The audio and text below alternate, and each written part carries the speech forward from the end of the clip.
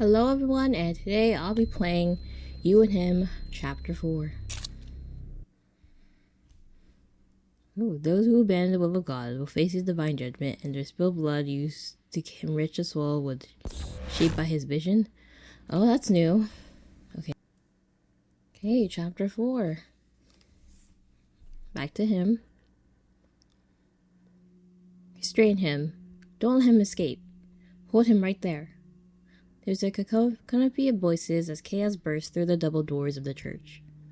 Adam trips over his feet on a piece of raised carpet rolled through the center aisle of the pews in his frantic bid to escape the men hunting him down, the copper tang of blood flooding his mouth where he accidentally bites his own tongue.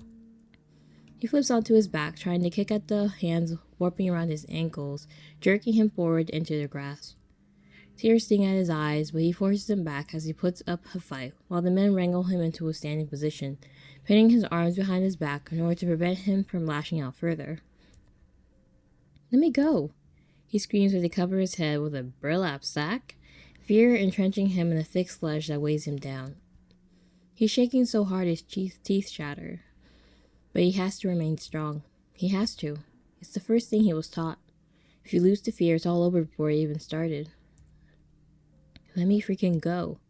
He tries kicking a leg out, but he's shoved back onto the ground. When it's clear he's going to go willingly, and he's half drugged in what feels like the opposite direction of the double doors. Adam stumbles up the stairs leading up to what he sure is the altar. Dread crawls up to his spine as the realization that they cornered him here like a trapped animal for a reason. But he doesn't understand. He's done nothing wrong, nothing to warrant this sort of treatment, so why? He grunts as he's twisted around and shoved into something hard that forces him to bow at the waist. What? A fist grabs the back of the burlap sack, hovering his head before shoving his face into something cold that steals the breath from his lungs and robs him of thought as he gags. He can't breathe. He can't breathe. He tries bucking his captors off of him, choking on what he now realizes is water as it floods his lungs and stings his nostrils, his attempts at breaking free useless. Soft chanting begins above him. It starts slow before building, all the men's voices united as one.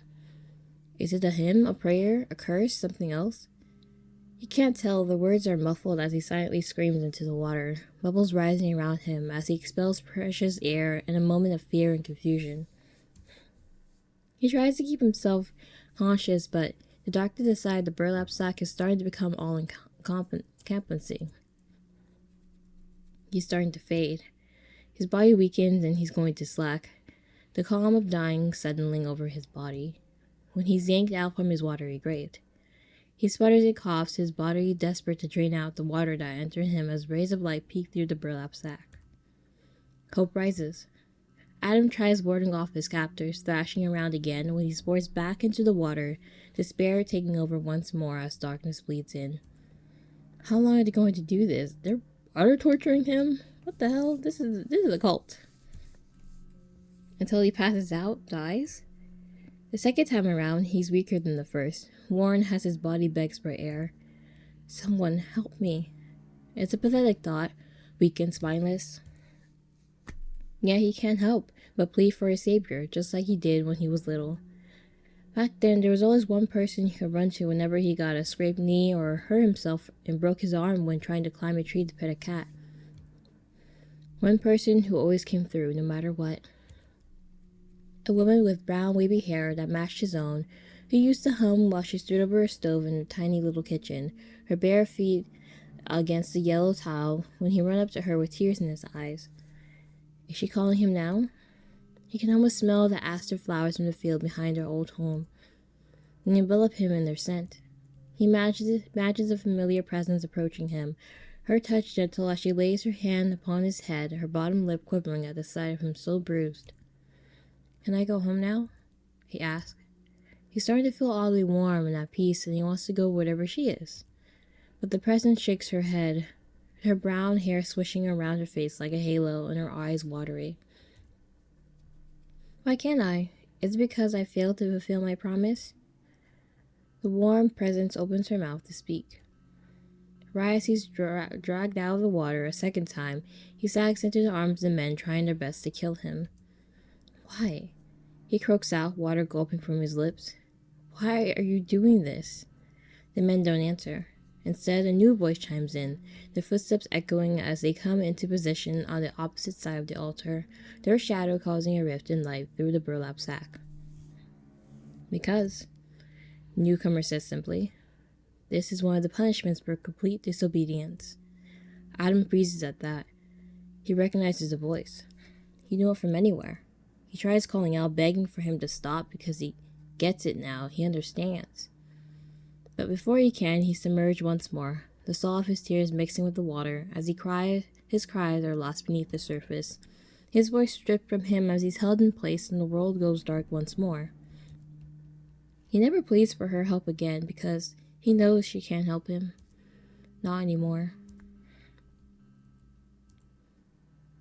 Adam opens his eyes, half expecting to find himself in that position once again, only to find he's still sitting between the church pews with his arms crossed over his chest. Near the podium is where all the fun is taking place. The man who isn't Adam pleads for forgiveness as his face gets shoved into a basin full of icy cold holy water. Adam keeps his expression neutral as the man struggles. It's not the torture that bothers him.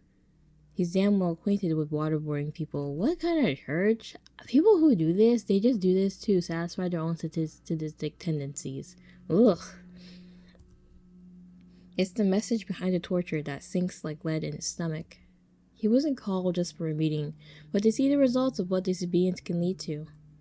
A reminder for him not to stray. Adam's first experience with the cleansing was meant to deter him from acting out and betraying those he swore his loyalty to. The following ones were more reminders, just in case he forgot the first go-around. He came out of them alive. The same can't be said for the man with his head locked in the basin. There's no chanting, no prayer, nothing for the man who's going to die because he went against the oath. The man gets pulled up again by the scruff of his neck, gurgling noises elicited from his throat as he strains to speak, water staining the front of his white button-up. Adam guesses he's some sort of government official who got too freaking cocky and assumed his connections would keep him safe.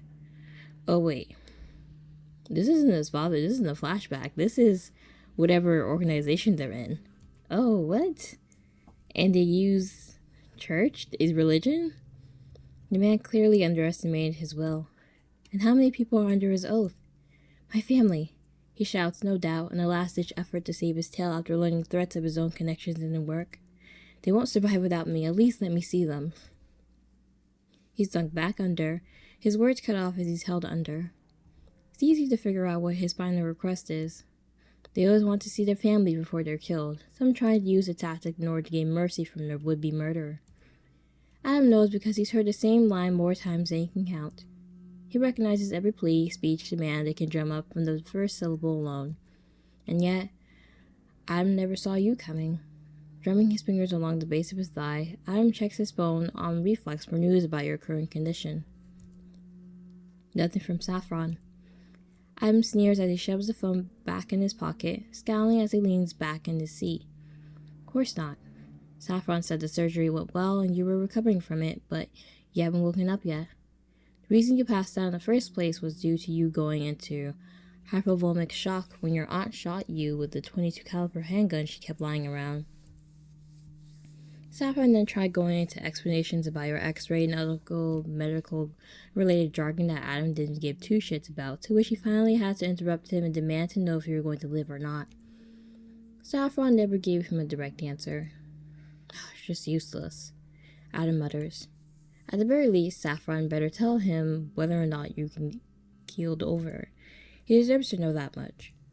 Glancing back up towards the robed men, he sees that they're now carrying the dead corpse of the man they were drowning down the steps of the dais like pallbearers would when lifting a coffin at the end of a funeral.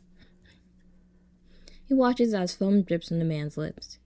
His empty gaze remains trained above them, and Adam looks up to find a mosaic depicting the exact moment when his namesake accepted the fruit from the tree of knowledge.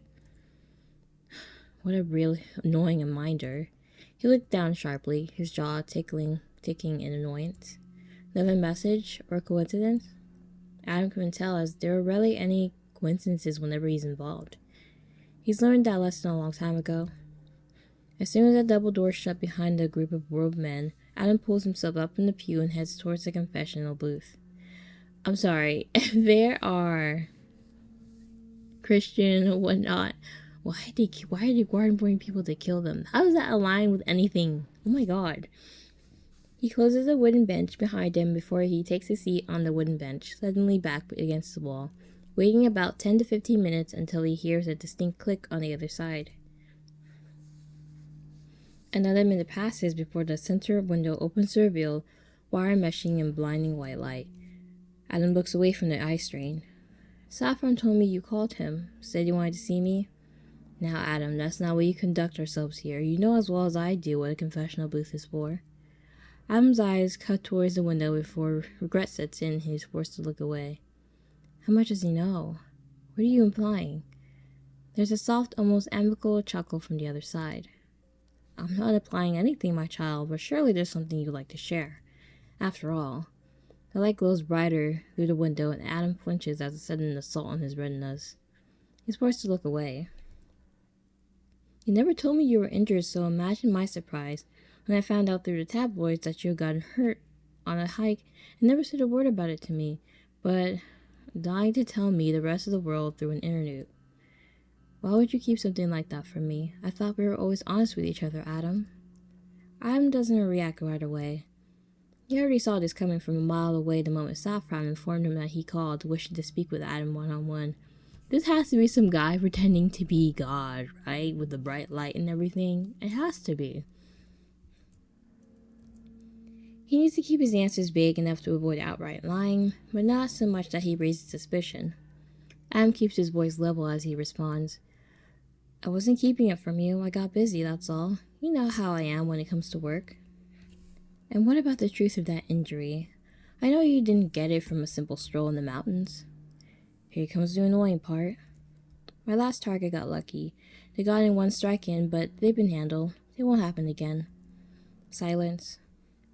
Adam's eyes skirt towards the light on the other side of the confessional, noticing that it flickers every few minutes.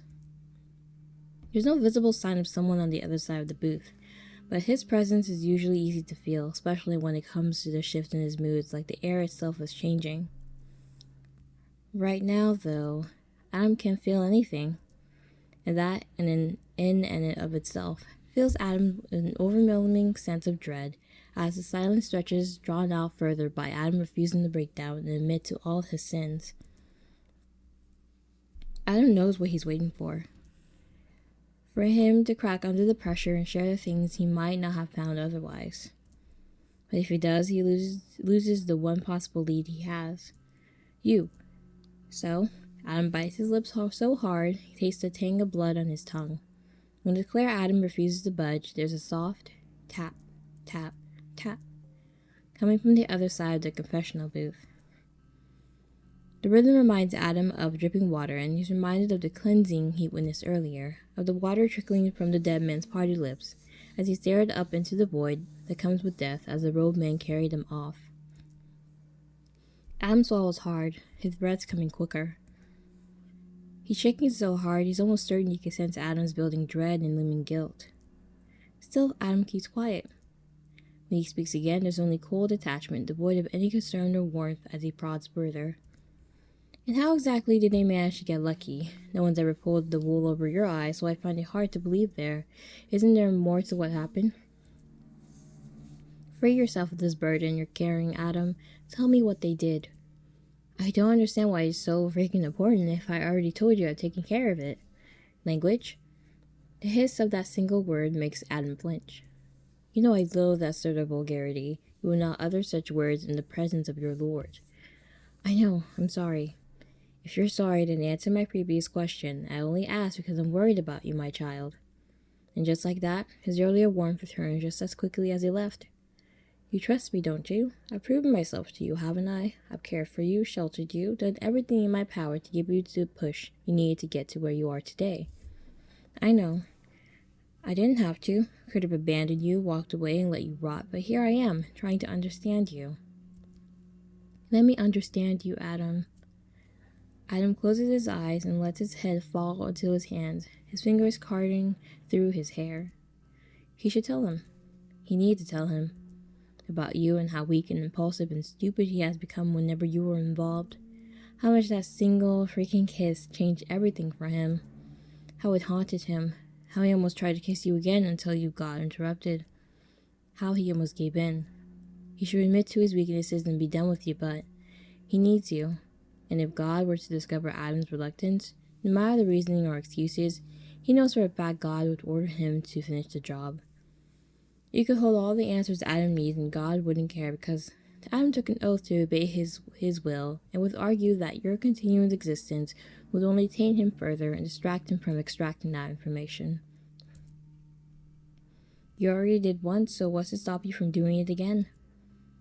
He knows God would force his hand as a means to protect him from himself and these shameful thoughts.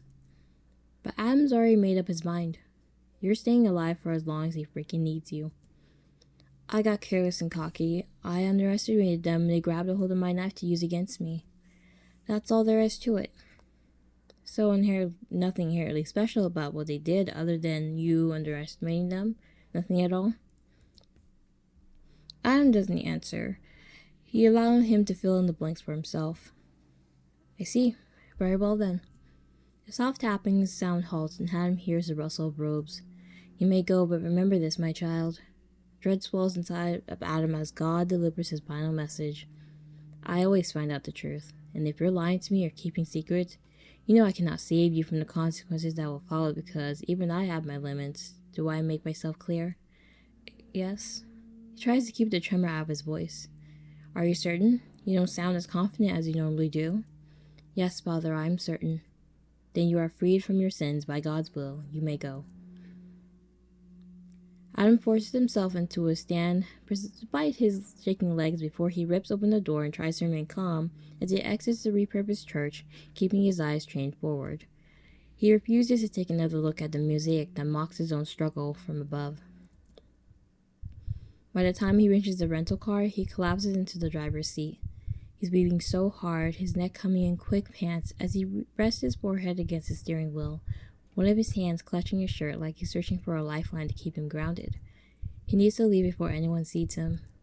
To panic is to admit guilt, and he's panicking. In the middle of his struggle, he feels his phone buzz and he reaches for it with trembling fingers before grinding out a, "What?" as soon as he answers. The other end stands quiet before Saffron's voice filters through. I see that you met with him, but I'm calling to inform you that they're starting to wake up. Adam's breath catches. Finally, some good freaking news. I'll be there. He hangs up before taking another minute to collect himself as he starts the car. Adam spots a shadow in the window and his gut clenches, but he doesn't have the time to discern whether or not he is standing there, watching Adam's every move. He needs to pay you a visit. So, there's some guy running some cult pretending to be God, basically, and everyone just following him? I mean, people are easily, manipulated, but, this is too much. Too much. Saffron stands beside the arched window that peers out towards the church parking lot, holding his cell phone in a tight grip. Unbeknownst to Adam, he too was called upon God. He was to remain out of sight until God permitted Adam to leave so he could witness the truth of the situation. Saffron overheard the conversation in the confessional.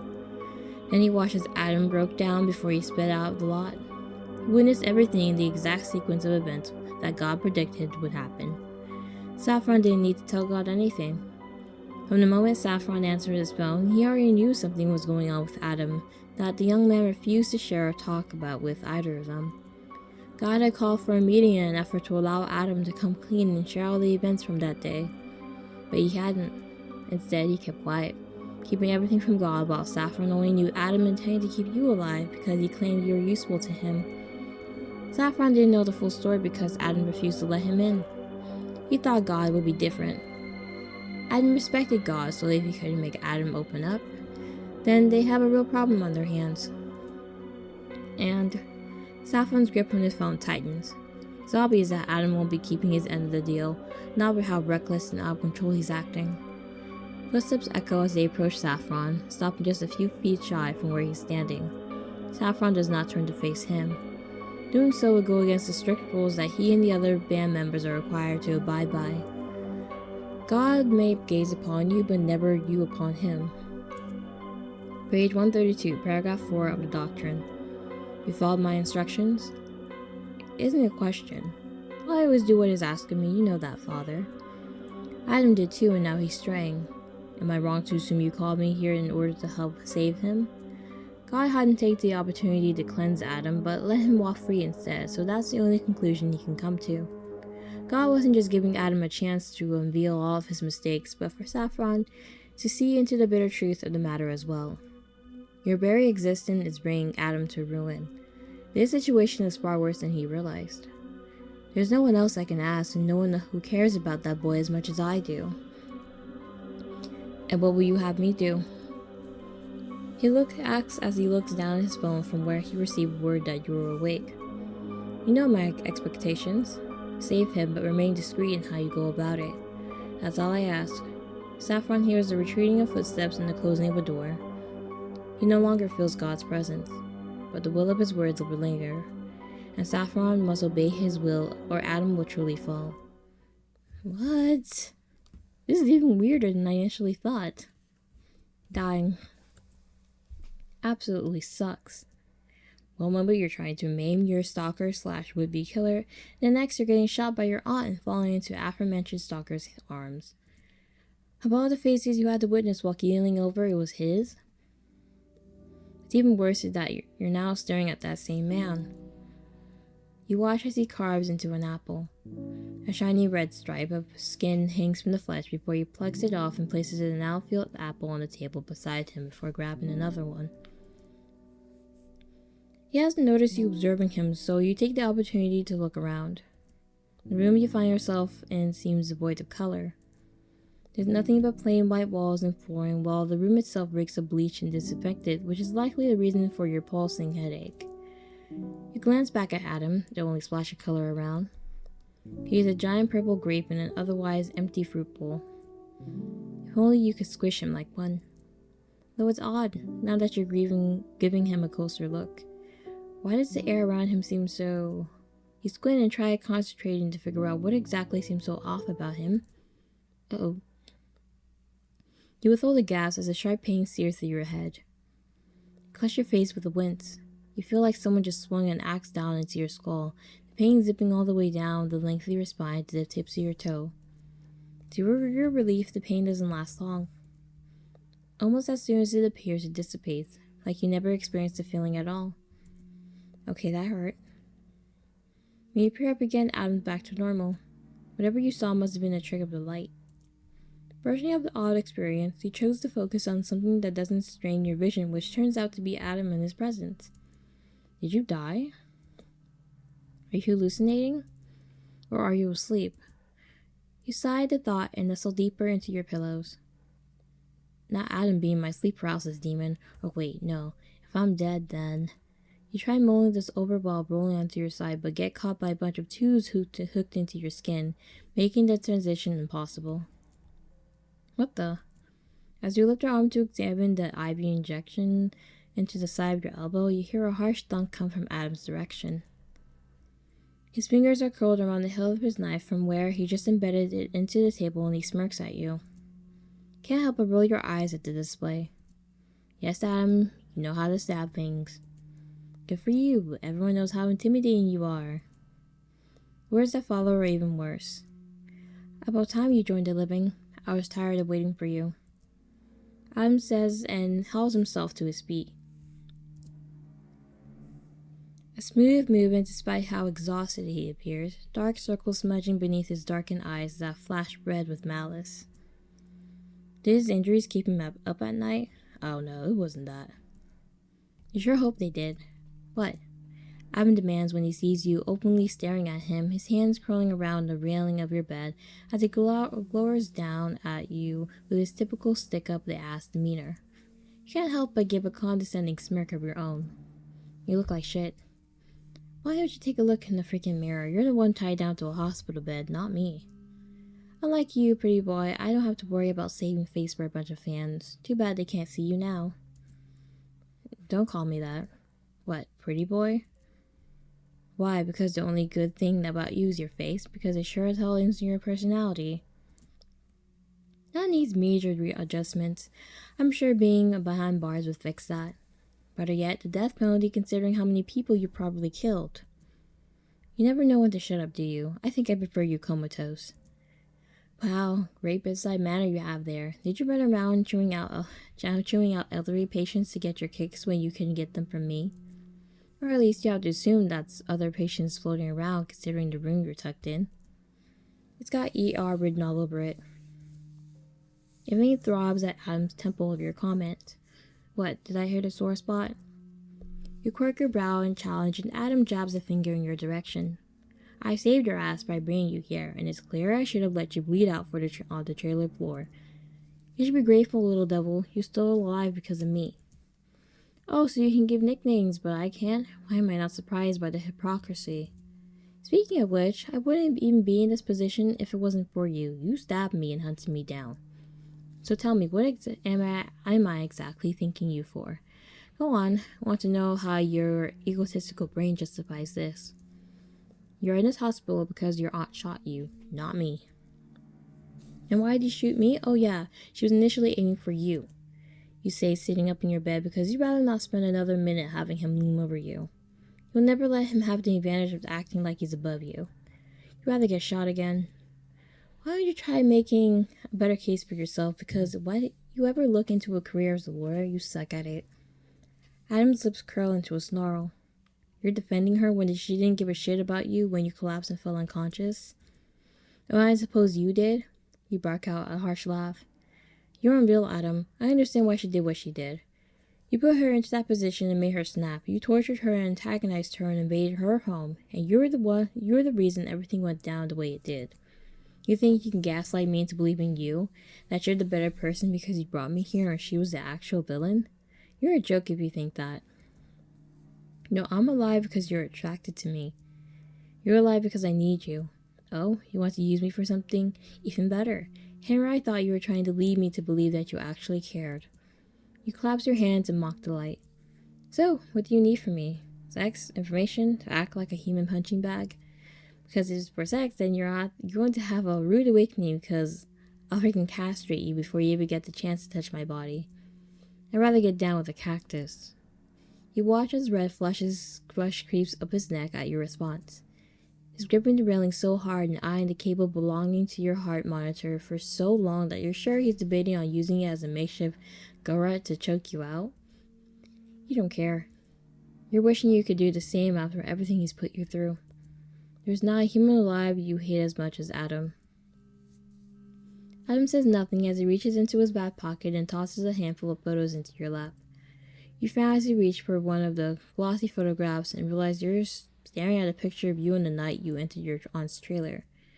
The lights from Saffron's reefer truck illuminated your face. You can see the building dread reflected in your eyes as you try preparing yourself to face off with Adam. You let the photograph fall from your fingertips and you gesture towards the pictures, trying to discern what exactly is showing you these or the reason they were taken in the first place. What is this? Insurance, so you behave and do what I tell you. What do you mean by that? Adam says nothing as he reaches for the remote next to your bedside and clicks on a small TV hanging in the corner of the room.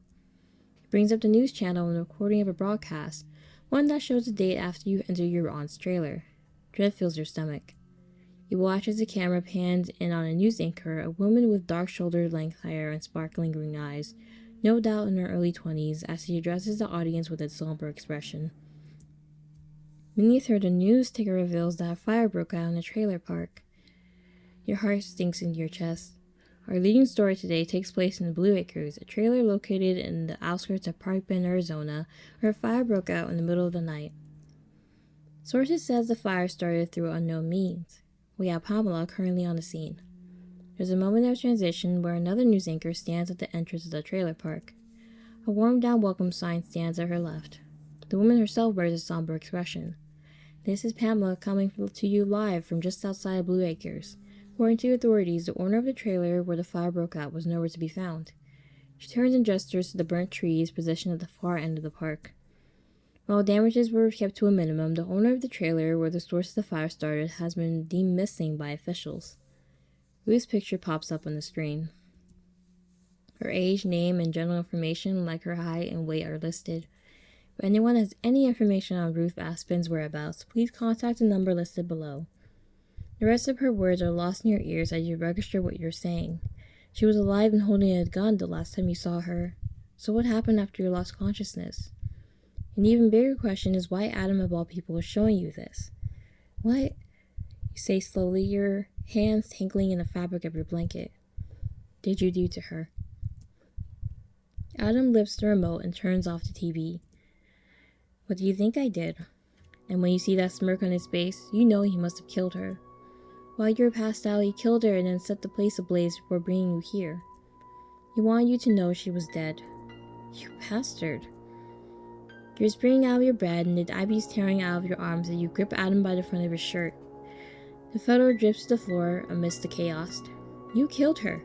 You killed my aunt. You try shoving him backwards, but he remains firmly in place. Rage makes you see red and you reach behind you in search of anything you can throw at him and find a small vase fitted with a fake potted plant. You check the ceramic at his head with all your pent-up rage, wanting to ruin him for what he's done. Adam dodges the attack with ease. The vase shatters against the wall and Adam watches you with blatant detachment as you storm up to him and beat out of his chest.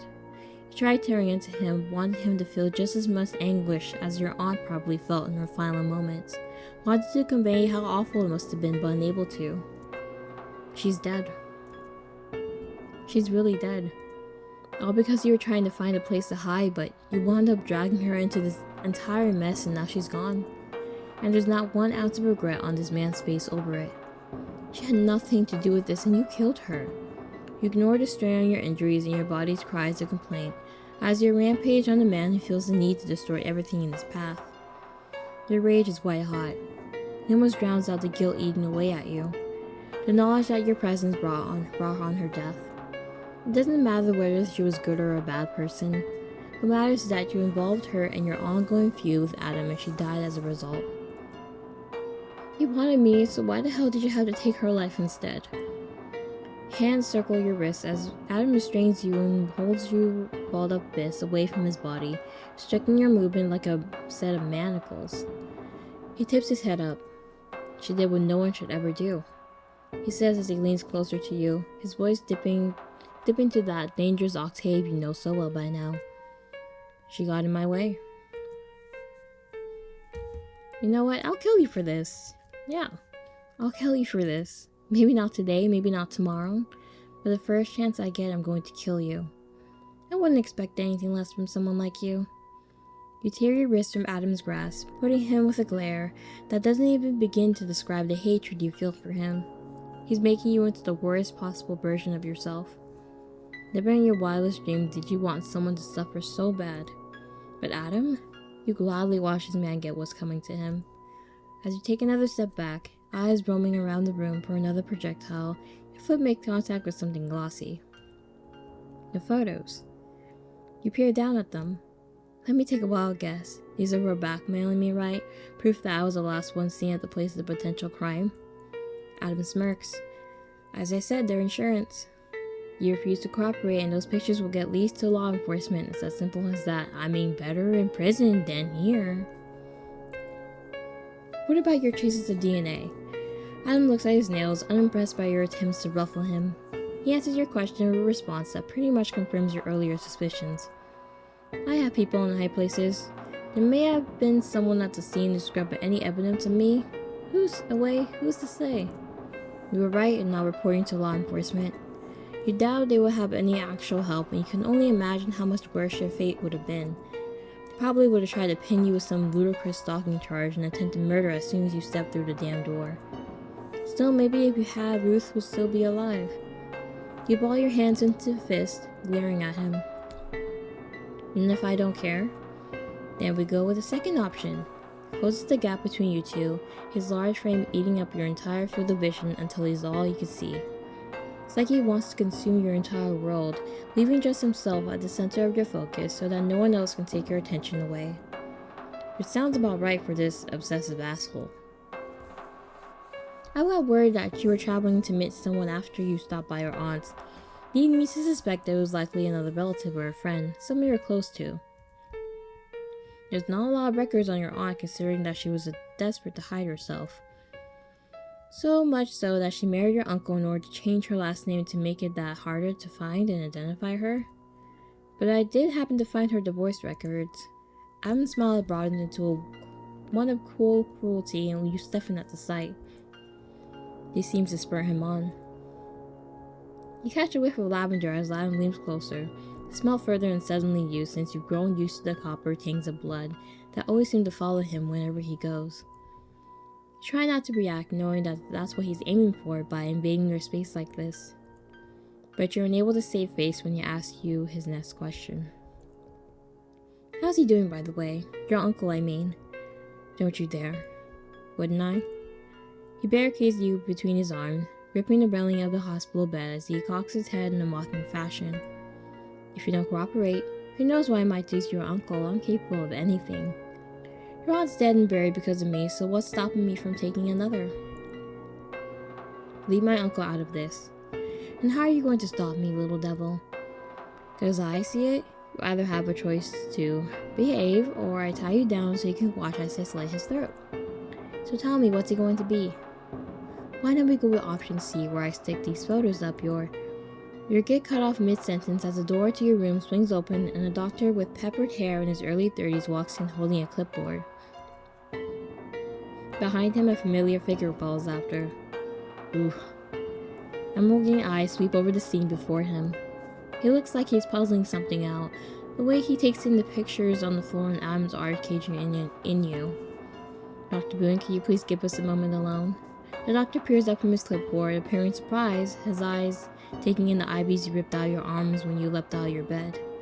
You see him warring with something before finally nodding. He tucks the clipboard under his arm. Yes, of course. Please contact the nurse station if you need anything from me, and I mean anything. There's a look of mutual understanding between the two. Saffron gives the doctor a pleasant smile. I'm not sure that's necessary, but I appreciate the offer. Thank you, Dr. Boone. The doctor nods before leaving, paying you, the patient, no mind. Oh, cool. Just what you wanted. The doctor willing to get rid of the skeletons in Saffron's closet, one of which will no doubt be yours. Isn't friendship sweet? You shake your head with a sardonic smile. Trapped alone in a hospital room with two serial killers and a doctor willing to look the other way, what could go wrong? I beg your pardon. It's nothing. You can drop the prim and proper act considering I now know you and Mr. Obsessed and Repressed are working in cahoots. I'm afraid I don't understand what you mean. This is how I always conduct myself. Ah, so it's just as creepy all the time? Adam drops away from you, eyes never leaving Saffron. What are you doing here? Considering they'll be under the guise of working with me as Cake's social media manager, I figured it was best if I come. Say what now? Social media manager? What are you talking about? I was informed you're well equipped in navigating social media and handling content as well as taking photo ops and the like because of what you do for a living. Since you'll help Adam for the foreseeable future, we need a plausible reason for you to spend time with him.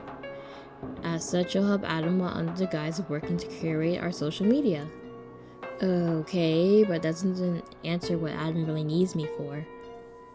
That picture I showed you, do you remember it? Yeah? Kind of hard to forget when he shoved it in your face and demanded details of what you knew about the woman in the photo. I'm looking for one of the women in it. You mean the one with the curly brown hair who looks like you? Adam's gaze narrows and his jaw ticks. No. I'm searching for the woman standing next to your aunt, the one with the blonde hair. And what does that have to do with me? You're one of the few people alive connected to Ruth. And because of that, you're the only one of the leads that had to find this woman. What's to expect that she told me about her personal life and I'll know something about the woman you're looking for? Saffron's gaze flickers to Adam for a brief moment. It's so quick, you almost miss it. That look just now. Are you saying you have no information on this woman? None at all? He steps forward and there's a faint gleam in his eye, like a wolf that's just seen an injured rabbit, ready to go in for the kill. It's clear as day what he's thinking. Adam consented too by the way he stiffens. Don't. He maneuvers his body so that he's practically standing in front of you, almost acting like a shield. Never in your life would you think that the man that stabbed you and hunted you down would act as a protective presence, but here you are, alive to witness it. Or maybe this is more of a this is my prey sort of ordeal. Adam dances between hot and cold half the time to a point where you're pretty sure even he's confused on what he wants. Not to mention, he literally just threatened to kill your uncle. But at least you're no longer face to face with hungry eyes over there. You're taking your whims where you can get them at this point. I'm simply asking a question, and all I desire is an answer. I would assume inquiries are needed if we were to see if they'll provide any use, otherwise what's the point of letting them linger? They'll provide use. How can you be certain when they haven't even confirmed whether or not they know anything? You're putting a lot of stock into them, Adam, and I'm beginning to question the real reasoning as to why you're so insistent on keeping them around. The room goes silent. You can practically feel Adam eyeing the knife he wedged into the table. Oh great. Is that going to be bloodshed between these two? Because if that's the case, you don't want any part of it and would like to get off the ride, thanks. Maybe you should bail while they're distracted? Bail? Sure no one's looking? Hold on, let me save. Stay here, leave me is bad. I mean, honestly, yeah, because they'll try to kill Saffron will try to kill them. For one, you're still injured and recovering. 2, I'm just threatening your uncle and you don't want to put another one of your relatives in harm's way again. 3, Saffron is pals with one of the doctors here, and that same doctor essentially hinted at doing anything Saffron asked of him, which probably includes murder. And last but not least, reason number 4, the strangest of them all, Adam is no longer a physical threat to you. While it's clear he wants to kill you, what happened in the trailer proved he can't. He wants you physically. And because of that desire, he no doubt birthed from the kiss you planted on him. He's intent on keeping you away from Saffron and poses a threat to your life. That much you're certain of. So for the time being, it's best to take all of the above into account and stay where you are. This is the perfect moment in time to rest and then plan ahead. But Adam speaks after a long pause. His voice takes on that familiar, threatening quality.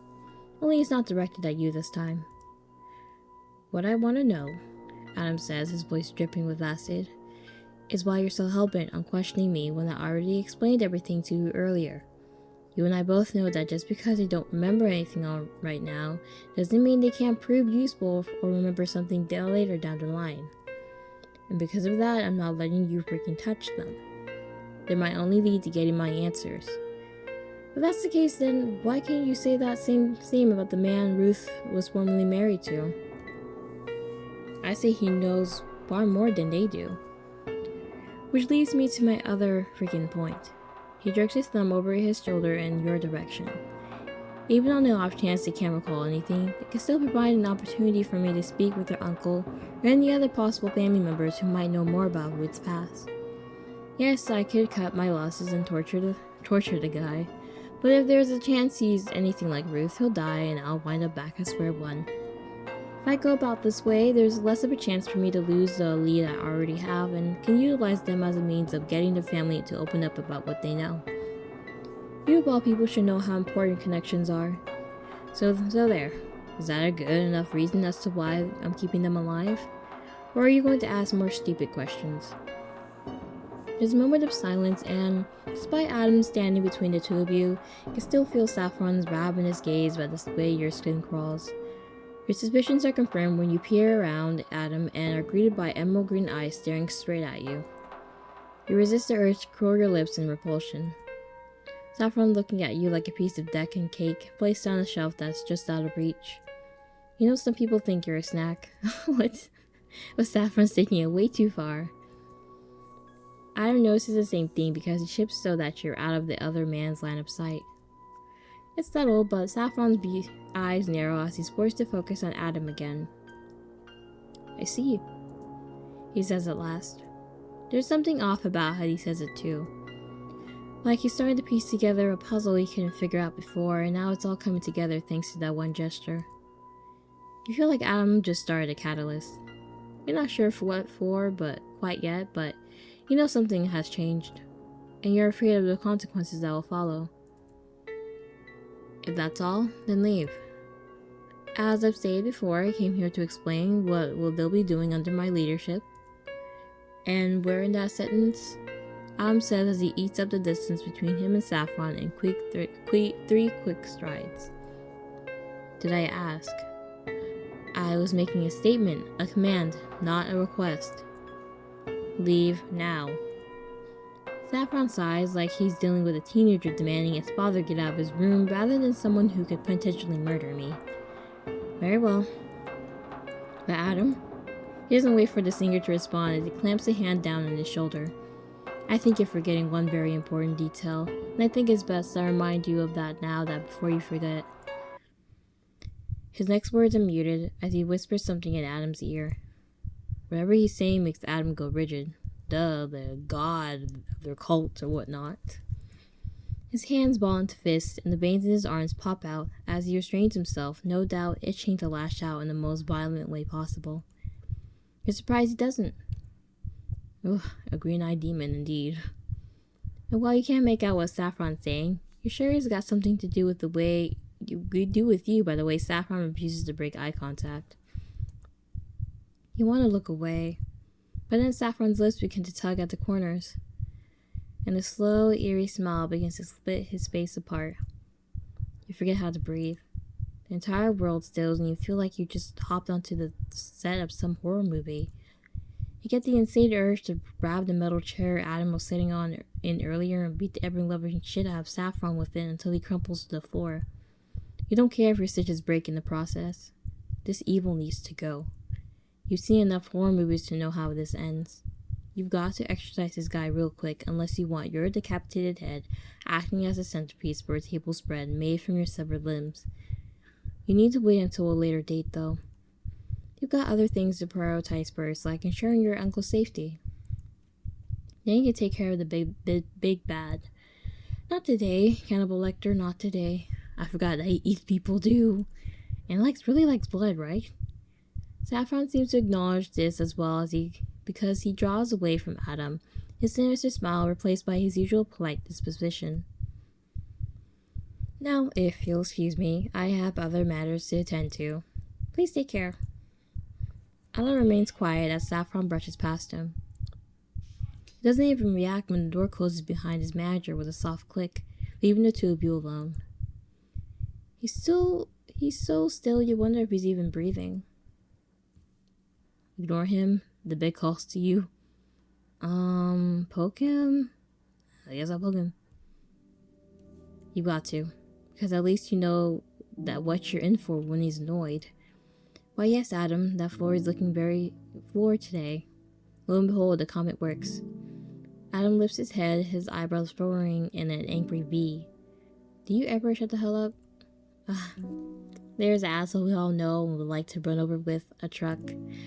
Now, are you done brooding over your short little ASMR session with Saffron, or are you going to continue standing there? Because I would like to take a nap if you don't mind. There's nothing stopping you from sleeping. Okay, yes, but I can totally sleep knowing there's a stab-happy man in the same room as me. Give him a pointed look. Adam's jaw ticks. I'm not leaving this room. Well, then sit down so I don't feel like Nosferatu is looming over me. I'm not a vampire. Oh, but you look it. The embroidered cross, your dark purple aesthetic, and let's not forget your gloomy nobody understands me attitude. Really reads like you were ripped out of some shitty Breaking Braun fanfic. You yawn as you slip back into your bed, leaning back against the swath of pillows, the strain of your body finally registering. Jeez. Shot and then stabbed within days of each other. So wonder how you survived everything. Either way, at least you can rest in an actual bed now, instead of the front seat of your car. Despite your claims of struggling with sleep, with Adam in the same room, you're close to passing out when the singer speaks. Hey, you groan, not even bothering to open your eyes. What now? Didn't I make it clear that I'm trying to sleep? Just listen, it's important. Adam pauses and you hear the sound of him picking something up. Whatever you do, don't let yourself get caught in a situation where you're alone with Saffron. Understand? His words are harsh, but there's something else too. If you were dumber, you mistake it for genuine worry. But this is Adam you're talking about. You crack open an eyelid and discover he's resumed peeling the apple he started in on earlier. Do I look like I have a death wish? Yes or no is a simple question. Yes, happy? Adam doesn't respond, his eyes boring into yours as he searches for a lie within your response. Is this guy serious right now? He's starting to make your head hurt again. Would you like to hear how much I prefer chewing off my own foot over sitting alone in the room with that guy, or do you really think I'm stupid? You tell me. I just did. Well, I'm just asking because a small condescending smirk tugs at his mouth. This is the first time you and I have ever seen eye to eye on something. Little devil. Oh, the green-eyed demon himself. He really wants to eat them real bad. Saffron finds his old friend waiting for him within the ER security room. While it's rare for hospitals to have such a setup, Dr. Boone ensured that one was put in place for a number of reasons. None of them are for ethical reasons. Dr. Boone watches the monitor as a man thrashes around in a gurney, wailing his head off, screaming for help. It's a useless endeavor. The hospital is set up with a number of soundproof rooms for disrupted patients. He's wasting his breath, though he's unaware of the fact. The patient's thrashing gets worse as the surgeon approaches him, tugging on their plastic gloves while their eyes glimmer with morbid fascination. There's someone on standby holding a ball full of liquid meant to preserve the organs they pull from the patient. The surgeon turns on the overhead light. The operation begins as Saffron stands beside Dr. Boone. I assume all is running smoothly? Oh, this is like an organ trafficking place. Shit, that's scary. Yes, we're a well-oiled machine, especially thanks to your help. Your connections have done wonders for this facility and in our finances. Dr. Boone turns to Saffron. Now I know you're not here to soak up praises for your efforts. I assume some things went as expected? Correct. Saffron watches the surgeon on the screen with a critical eye as he makes his first cut on the patient. He's still awake and thrashing around. Blood bubbles from where he's cut and Saffron tries to ignore the gnawing hunger stemming from his gut. Your face, the tender shape of your body. You make him feel insatiable. I purposely provoked Adam and I learned a few interesting details by observing him. He's become a defensive of his mark, and I believe he's formed an unhealthy attachment to their presence. Getting them alone will be easy. Dr. Boone sighs. I apologize for not realizing sooner. Would have never put them through surgery had I known. That's no fault of your own. It's likely Adam would have laid the blame on me if things have gone conveniently south. I was surprised when he came in without you. I assume you had other matters to attend to? Yes, and I'm beginning to understand why it was asked that I do this discreetly. If I outright kill them without some forethought, it's anyone's guess what Adam will do given his nature. Saffron lets his gaze momentarily drift over to Dr. Boone. Adam has never shown this level of interest in anyone, so I need to put a plan in place that allows for his attachment to disintegrate entirely. Then, when their bond is severed, I can do what's necessary. And I'm assuming you've got something in mind. You catch on quick, old friend. Saffron smiles as he looks back at the CCTV footage. I've known you long enough to pick up on your train of thought, but as I've said before, I'm here if you need anything. I'm aware and I'll call upon you when the time is right, but first I must focus on laying out the groundwork. Then, when they're no longer under Adam's protection, Saffron allows his finger to trail along the screen of the computer monitor where the patient lies unresponsive. The man's gone limp as the surgeon pulls aside the cut of flaps of skin, pinning them in place, exposing the soft intestines and chunks of flesh waiting underneath. But it's not the man Saffron sees laying there. It's the person he craves most in the world. You. His fingers flex as he drags his nail down the screen, imagining you splayed beneath him, your chest an open cavern. Your ribs cracked and parted, your intestines glistening under the glow of the fluorescent lighting. A fruit ripe for the taking. And once he's done everything he needs in order to pluck you out, I'll let myself indulge in the most wonderful feast.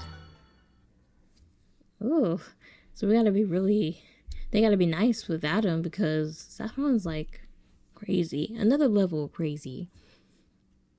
Park Bend Emergency Department, 3 p.m. 2 weeks later. Over the next few weeks of recovery, your well-being is ensured by the ER staff.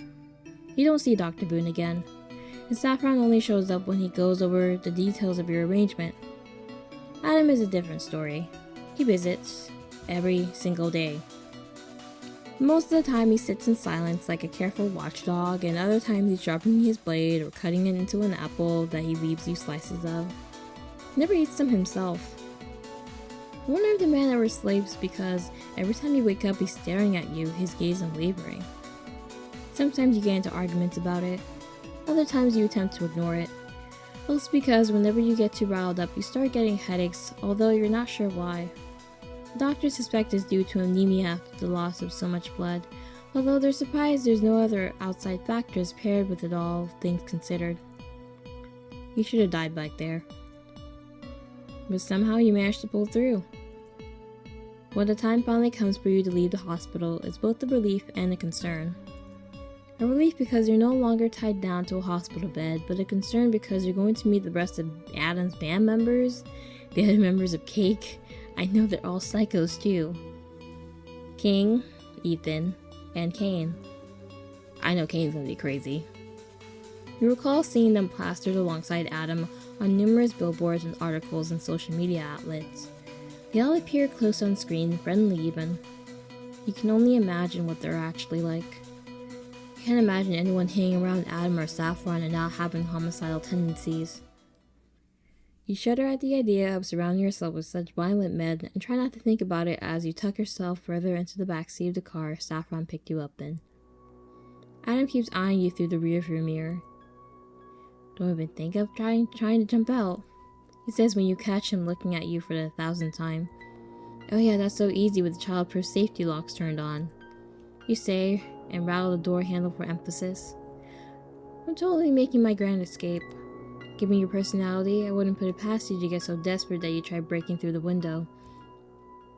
Good to know that you realize I would rather be a bug on someone else's windshield than deal with your presence in a confounding spine space. And for your information, I've been signaling cars passing by while mouthing SOS while you weren't looking. The look Adam gives you is scathing. You smirk at him. All I'm asking is that you behave yourself, and to not act like a fox with his legs stuck in a trap. Ugh, this again. I don't know why he's so worried. There's no way they can escape. You sigh before resting your head against the car window. The world flies by in a blur, the familiarity of the city doing nothing to bring you discomfort. Ache for the days where you didn't fear for your life. Look, I already agreed to work with you and the hungry eyes over there in return for my uncle's safety. If I was going to run, don't you think I could have done so already? Considering you're recovered from the most part, I wouldn't put it past you to come up with some stupid escape plan. He's not wrong. But he does need to know that you're just biding your time until you can find your way out of this messed up situation. You rub the bridge of your nose, wording yourself carefully. Outright lying just pisses him off, and you don't need the headache. I'm not going to take the risk of you following through with your threat, especially after learning what you did to my aunt. As I've said before, I'm not stupid, and Adam, just so we're clear, I would rather die than let you touch or drag another innocent person into this. Your gaze collides with his, and it's like two swords getting locked into a battle of wills, both of you refusing to back down against the other. Adam's gaze narrows.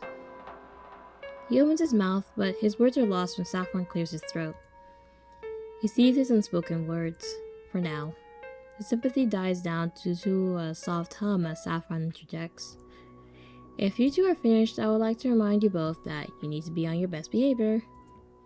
I received word there's a slew of paparazzi waiting for us outside of the hotel, but prefer to keep them from witnessing an argument between you two. What? You wouldn't pay them off? I prefer not to, though I will if my hand is forced. But if that happens, I'm holding you accountable, and I do not care if Adam needs you. You intentionally messing up his image is not something I will tolerate. Okay, I get it. I already said I would behave myself. I was just curious. Turn your attention back to the window, and it's at that moment you realize you reached the hotel. As Saffron said, there's a number of paparazzi on standby. Flashes of cameras go off, and you blink trying to clear out the stars from your eyes. You hear people screaming Adam's first name, his last name. It's a wonder your eardrums don't burst. Nuisances. Adam mutters as Saffron pulls the car into the parking lot. Stay by my side, Saffron says, killing the engine as he speaks to you. Do not walk beside Adam, keep your head down, and do not speak to anyone. We will follow behind Adam at the rear, and we will keep that formation until we step inside the hotel and have reached your rooms. You can sort of guess why Saffron's giving you these instructions. If anyone sees you and Adam side by side, they might get the wrong idea and suspect you're not on his team but his love. They're walking next to me. Adam, if I allowed that, then deal. Pay the paparazzi up. I don't care what you have to do. They stay with me. Saffron's hand grips the steering wheel. You think he's about to argue, especially considering how he just berated you about messing up Adam's image. And he's clearly not one to back down, even when facing off with Adam. If that singular interaction back at the hospital when you first woke up is anything to go by. Brace yourself for a verbal sparring match. But to your surprise, Saffron relaxed his shoulders. As you wish, he says before he turns off the child-proof safety locks. Your mouth almost drops. What the? What's with the sudden shift in behavior? Doesn't make sense. You don't get much to think about, as you're forced to step out of the car in order to catch up with them, and are immediately bombarded with flashes of light and shouting. You freeze on the spot. Oh shit. You've never encountered anything like this. It's like you've encountered the whole of the world entirely. A hand touches your shoulder and you find Adam smiling down at you, his stage persona on and firmly in place. You almost snort by how ridiculous this feels. Walk beside me so you don't get lost, okay? He says and starts guiding you behind two security guards who part the way for your small party. Mr. Gardine, who is that standing beside you? Mr. Gardine, is that your lover? Mr. Gardine, will your tour resume? Mr. Gardine, is it true that you won Sexiest Man of the Year? Mr. Gardine. Gardine? I've never heard his last name now that I think about it. The shout is coming from all around you.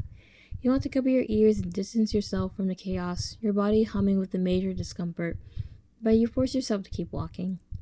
They're so loud that they're pulling in onlookers who lose their shit once they take notice of Adam. Arms stretch out, fingers grab at the open air, flashes keep going off. It's almost too much to bear. Breathe, you think to yourself. Just a simple inhale and exhale. You try to draw in air, but you're suffocating because of the atmosphere. It's so bad that your hands are starting to shake as anxiety zips through you. It's even worse seeing Adam relaxed and in his element. He dips his head in acknowledgement to the crowd, but does not answer any of the questions thrown at him. How does anyone get used to this?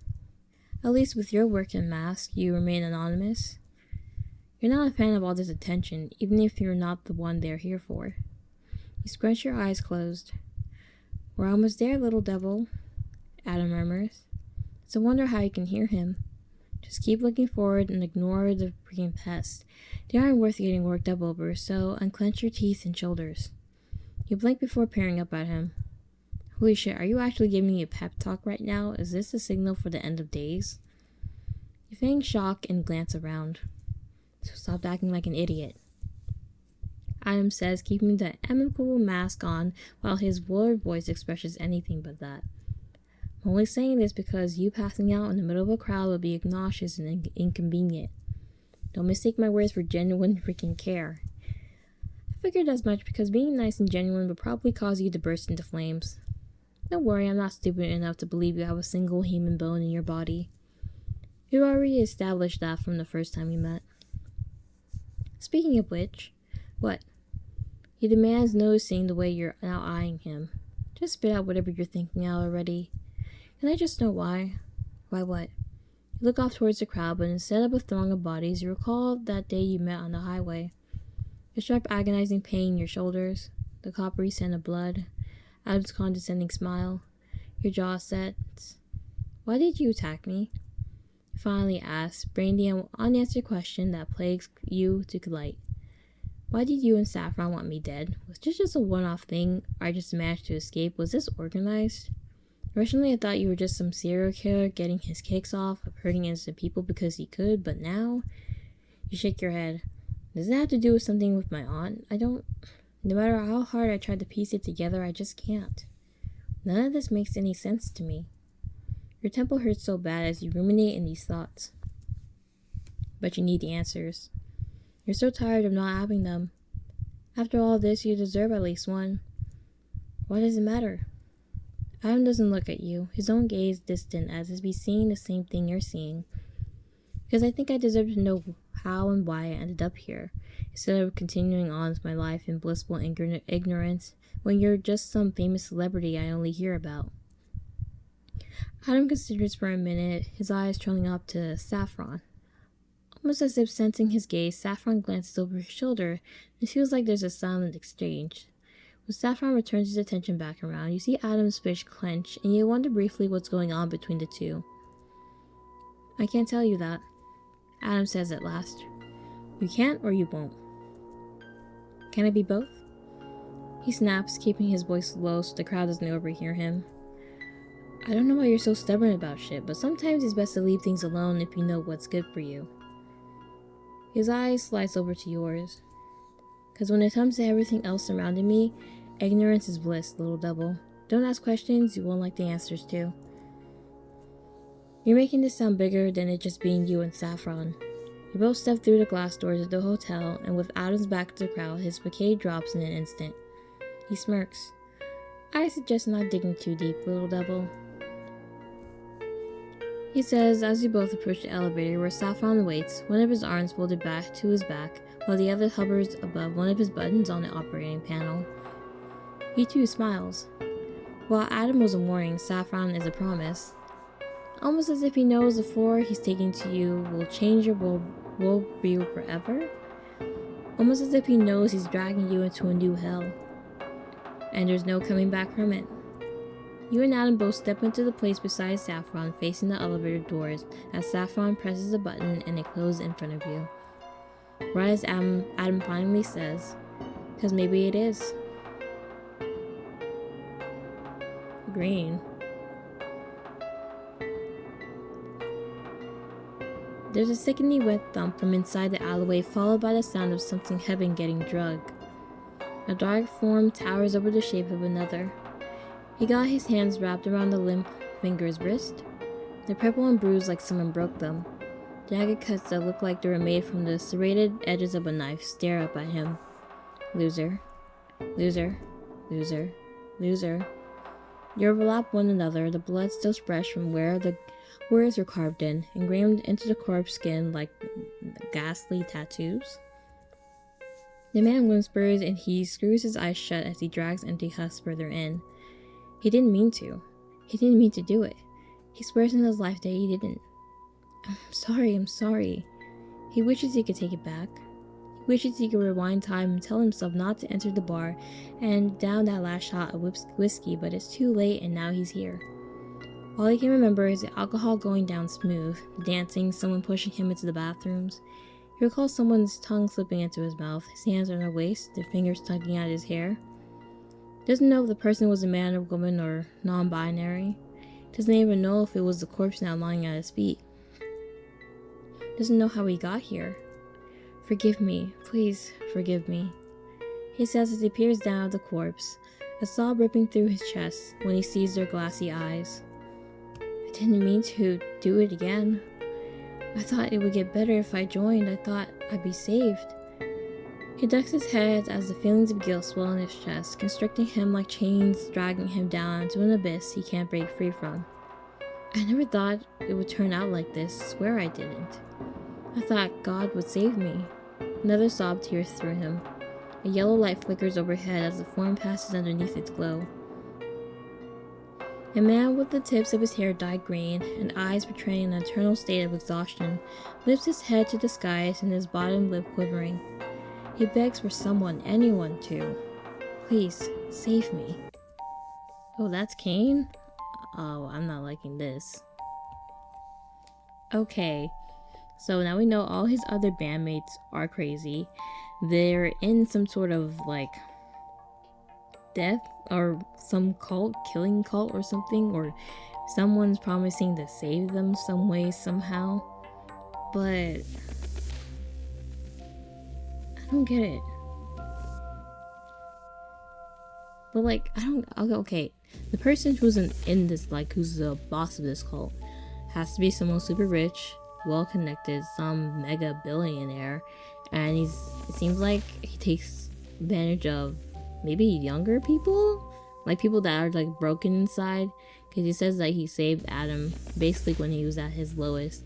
So he's like, it's like a, how is it, a group of serial killers, I think. That's what I think they all are. But it's just so weird and bizarre to me that, I don't know. Let me just look at the other choices. There's like 2 other choices I can make. Let me go look at them. Alright, it's time to bail. Surely no one will notice. While the 2 men are locked in a battle of wills, you inch towards the door. You've got a small window of opportunity until one of them notices. This might be your only chance to get away again. All you need to do is stay quiet before booking it once you're out of the room. Then you can try and go from there. Easy peasy, right? Your hand inches towards the handle, your heart thumping as your fingers wrap around the cold knob, waiting for Saffron or Adam to glance over and catch you before you even got a head start. When none of them notice, you inch the door open. A tedious and anxiety-inducing task, your hands sweating with perspiration. You've got the door open a quarter of the way before you peek into the congested hallway. Outside, there's nurses and doctors bustling it past, alongside patients who are either strapped to gurneys or are following nurses towards their designated rooms. A woman lying in one of those gurneys has multiple stab wounds to her chest. The front of her shirt is torn and red blooms along the faded white material, the stains spanning out from their injuries like the stamina on a spider lily. Her unfocused gaze drifts towards you, her eyes glossy. You can't move. You've forgotten your original intention for opening the door, because looking at this woman, you're reminded of your Aunt Ruth and no doubt the torture she likely endured because of Adam. Did she suffer like this, lying on the cold, hard floor of her trailer, pleading for help while you lay unconscious and unaware what was happening to her? Adam's words trickle through your mind. How are you going to stop me, little devil? Because as I see it, you either have a choice to behave, or I tie you down so you can watch as I slit his throat. How can you forget? If you leave now without any sort of plan, your uncle faces the same fate as your aunt did. You could call him or try to warn him, but knowing Adam and his relentless nature, he'll burn the entire world down in order to get what he wants. You want to escape this man, but you can't right now. Frustration wells inside of you, and you can feel something crack, the start of a fissure beginning to spread with the added pressure of this knowledge. I can't do. You jerk backwards as a knife embeds itself into the wall in front of you. You slowly turn to meet Adam's gaze, his eyes flashing red with barely concealed anger as he lowers his throwing arm. Now, where the hell do you think you're going? It's a simple question, one you usually respond to with sarcasm, but you can't seem to find your voice. Your eyes travel back towards the knife. It's the same one that killed Ruth, the same one that he'll use to kill your uncle if you choose to escape. You grip your head with one hand. You're trying to catch your breath, but all you can imagine is the blood of your family coating that blade. A question. A familiar hand grips your shoulder and you slap it away, your eyes landing on Adam, whose eyes fly wide with surprise at your visceral response. Keep your hands off of me. Adam's jaw ticks as he jerks the knife from where he threw it before slamming his hand over your head, shutting the door in the process. Then don't try to leave. You already know what will happen if you do. I'm more than aware. You hiss under your breath, earning one more glance from Adam before he turns his face Saffron, who watches the 2 of you with quite interest. Now what I want to know, he says, leveling his knife in Saffron's direction, forcing the conversation back on topic, is why you're so hell-bent on me questioning me when I already explained everything to you earlier. Let me ignore him this time. As long as he's not bothering you, you're good with anything. You push yourself over the bed railing and wince as you lie back against your swath of pillows. Your body finally registers the strain of your injuries and you hiss through your teeth as you rest a hand over your side from where your aunt shot you. Jeez. Shot and then stabbed within days of each other. It's a wonder how you survived everything. You close your eyes, beginning to drift, when you hear an irritating voice. Hey. You groan, not even bothering to open your eyes. What now? Didn't I make it clear that I'm trying to sleep? Just listen, it's important. Adam pauses, and then you hear the sound of him picking something up. And then, it warns us about Saffron. I think that's it. And then he looks there with his double D's and everything. But, I think that's it. So, I feel like we're getting more answers. So, Adam and his band, Cake, they're all in some weird cult that I feel like it's a serial killer type of cult or something. And he uses religion as a guide mostly, and there's this guy that likes to call himself God or whatnot, has the light and everything. Having the light is kind of silly, to be honest. And the God guy is probably some crazy rich person, or maybe turns out, I don't know if his dad is, Adam's dad is dead. I was thinking at first maybe that the god Saffron was talking about in the last chapter was, oh, maybe it was actually Adam's dad, but no, I think it's just some random crazy rich person, and that just has people. Right, let me skip this. We're pretty much done here. Yeah, that just has people kill just for fun, I guess, and maybe for a purpose. I don't know anymore, but it's obviously bigger than them, because I mean, we have doctors involved, the police department's involved, probably the people of the government being involved in this. So even if our character managed to escape, they wouldn't escape to anywhere because they'll still end up dead. So it feels like kind of hopeless in the end. But that is the end of chapter 4. I don't know how chapter 5, I feel like chapter 5 is going to be, it's going to be scary. But thank you guys so much for watching this video. I hope you enjoyed it. Bye.